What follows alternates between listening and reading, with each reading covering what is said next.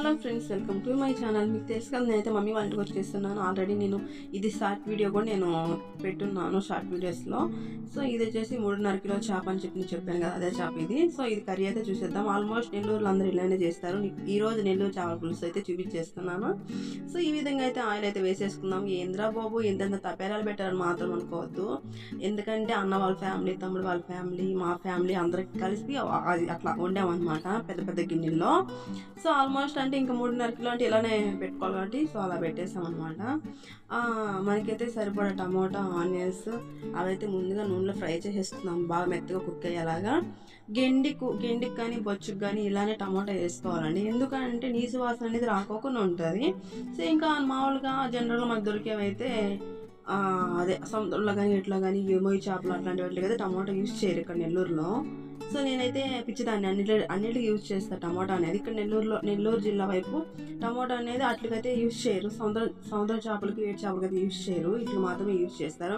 నేనైతే 3.5 కిలోకి 6 స్పూన్లు కారం అనేది వేసాను. కిలోకి 2 స్పూన్లు లెక్కన వేసాను. అయితే 3.5 కిలో కదా, కానీ నేను మాత్రం 3 కిలోలకి లెక్కనే కారం అనేది వేసేసాను. సో ఈ రకంగా మన పీసులు అన్నీ వేసుకున్నాము. ఇంత పెద్ద తబర కాబట్టి మనకి ఇట్లా విరిగిపోకుండా కూడా వస్తాయి ముక్కలు.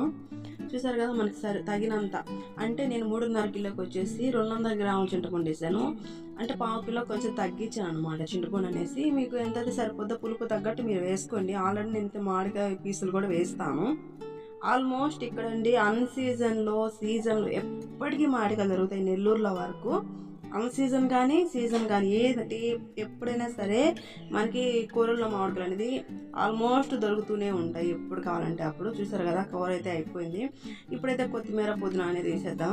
ఈ కూర మీద ముగ్గురు ప్రయోగాలు చేసాము. ముగ్గురం కోతిమే మేము.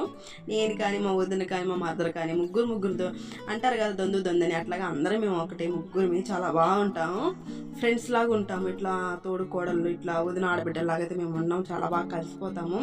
చిన్న అంటారు, వస్తా పోతా ఉంటాయి అంతే.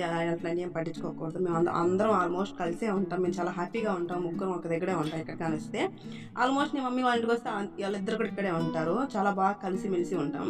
ఈ తలకైతే యుద్ధమే చేశాను, అసలు రాను కూడా రావట్లేదు. చూడు, నేను ఎందుకు వస్తాను, నేను సుఖమే వస్తాను అని సుఖమే వచ్చింది అదైతే. సో ఇంకేం చేద్దాం, వచ్చిందంతా అడ్జస్ట్మెంట్ అయిపోవాలి, తప్పదు. సో వీడియో నచ్చినట్లయితే లైక్ చేసి సబ్స్క్రైబ్ చేసుకోవడం మాత్రం మర్చిపోవద్దు. సో ఈ విధంగా అయితే నేను ఏమంటారు ఆల్మోస్ట్ మీకోసం వీడియోస్ చేసి పెట్టడానికి నేను ట్రై చేస్తున్నాను. మమ్మీ వాళ్ళ ఇంటికి వచ్చినా కూడా నాకు మా మరదలు, మా వదిన అయితే సపోర్ట్ ఇస్తున్నారు ఇట్లా వీడియోస్ తీసి పెట్టడానికి. సో వాళ్ళిద్దరికి కూడా చాలా థ్యాంక్స్. ఇదిగో ఇప్పుడు చూసారు కదా, కూర అయితే చాలా బాగుంది. సో కొంచెం పులుపు ఎక్కువైంది. మేమైతే ఆల్మోస్ట్ ఫుల్గానే తింటాం. మీకు ఆల్రెడీ మీకు చెప్పున్నా నేను వీడియోస్లో కూడా.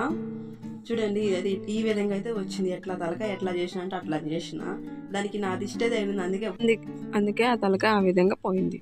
సో ఇంకా వచ్చిందంతా తినేయాలి. సో వీడియో నచ్చినట్లయితే లైక్ చేసి సబ్స్క్రైబ్ చేసుకోండి friend. Thank you for watching. Bye.